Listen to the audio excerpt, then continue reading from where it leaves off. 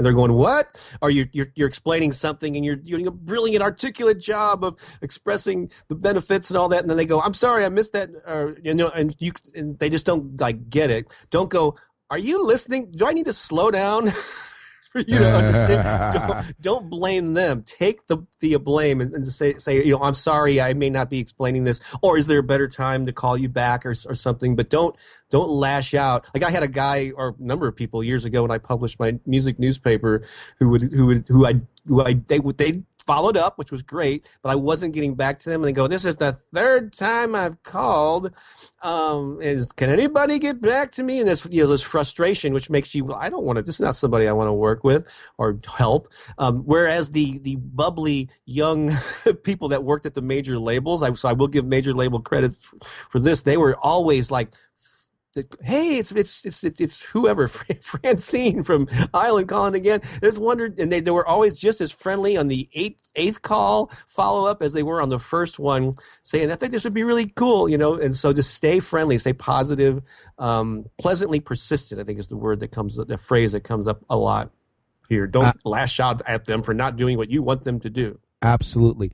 I guess the one thing though, because I was actually perusing a little bit of my Facebook group, Full Time Working Musician on Facebook, which you guys are more than welcome to join if you like. You can find it.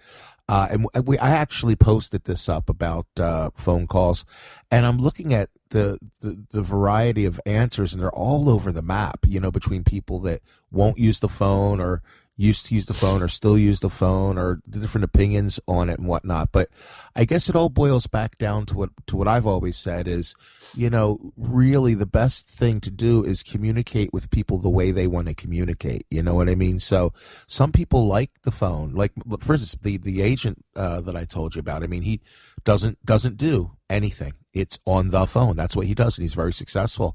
He just got us a show with heart. You know what I mean? So, he's just using the telephone doing that, no websites even. It's crazy. So communicate with people the way they want to be communicated with, and make it about them. We always say that, Bob. Yes. And always, remember you're kind of an ambassador for feeling good, because that, after all, when you go into a show, that's what you're doing. You're selling an experience that hopefully that's about feeling good. And you need to translate that in your communications. So that's great. That's a great way to wrap that up. Well, man. Before we wrap it up, though, do you want to hear about my big phone call that I made? Oh yeah. Yes, please do. Share. So check this out. Now, this might not work for everybody, but see if you can find a way to make it work for you in some way. When I was booking library shows, I was making phone calls to different places, and I'd say, hey, would you like to book me? We're doing library show. And the woman that I talked to in Nebraska was really into it. She said, yeah, I'd love to have you.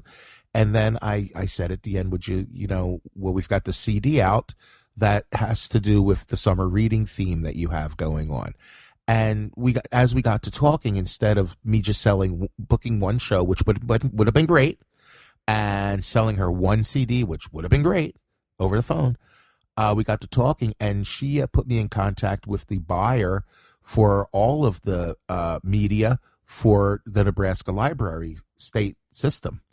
And I got on the phone with this lady, and it just so turned out she was looking for a musical CD that was themed to their library theme for that year, and wanted to buy CDs for all of the libraries. And by having conversations with the one librarian, instead of saying thank you for the gig, or emailing her and doing a gig, or maybe selling one CD, that one phone call turned into, I believe the order was either 420 or 450 CDs. I can't remember. I think it was 450. 450 CDs with one phone call, Bob. That's pretty crazy, How many CDs? 450. Wow. Yeah. And there's been times where I've sold 50 CDs the same way. I've sold one CD. At one year, I haven't done it in a while. I might do it this year. In fact, I probably will. But I literally just make cold calls. And this is for libraries. But guys, if you have CDs, and this just isn't for kids' music, CDs I'm talking about, libraries will buy CDs because they need to loan them. They can't loan downloads. They can't loan MP3s. They can't loan SoundCloud.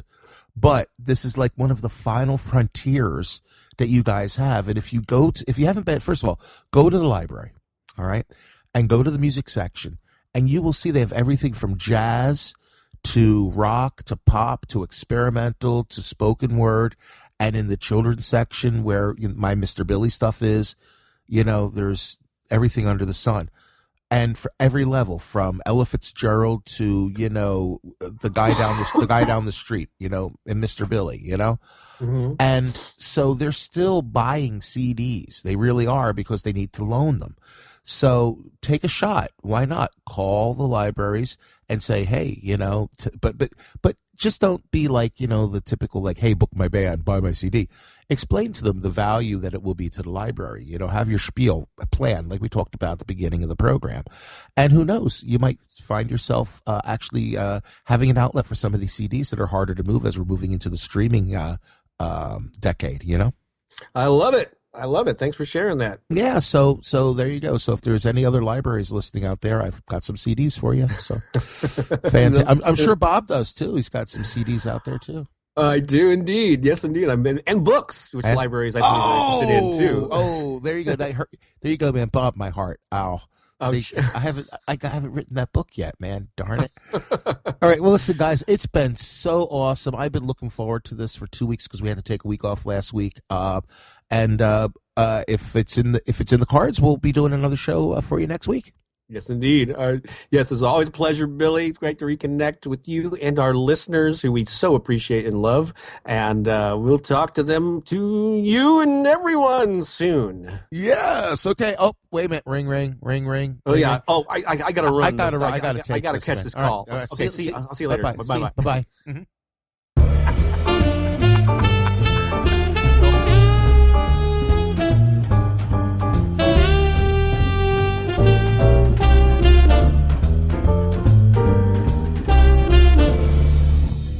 Are you still there?